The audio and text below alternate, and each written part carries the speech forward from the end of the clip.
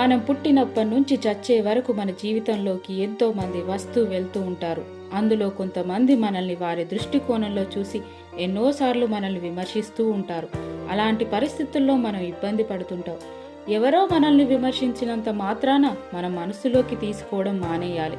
అవసరాలకు మించి ఇతరుల విమర్శలను మన మనసులోకి తీసుకుంటే మనల్ని మనమే ఇబ్బంది పెట్టుకున్న వాళ్ళం అవుతాం.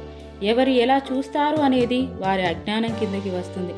నువ్వు ఎలా తీసుకుంటున్నావన్నది నీ జ్ఞానం కిందకి వస్తుంది.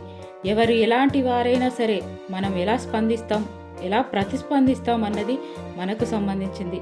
కాబట్టి ఎవరు ఏమన్నా వారి విమర్శలతో సంబంధం లేకుండా మన దారిలో మనం ముందుకు వెళ్ళడం నేర్చుకోవాలి. మన సంతోషం మన చేతుల్లోనే ఉంటుంది. ఇప్పుడు ఏం చేస్తావు? వాళ్ళు అన్న పిచ్చి మాటలకి భయపడతావా?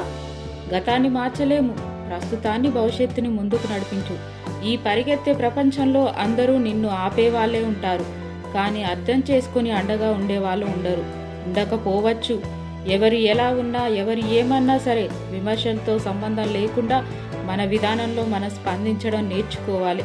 మిత్రమా, చివరిగా ఒక్క మాట, గమ్మున ఉంటే గాయం చేసే వాళ్ళే ఎక్కువ. అందుకే గొంతెత్తి ఘాటుగా సమాధానం చెప్పి నీ గమ్యం చేరుకో. వాళ్ళే నీకు తల వంచి సలాం కొడతారు. ఏమంటారు?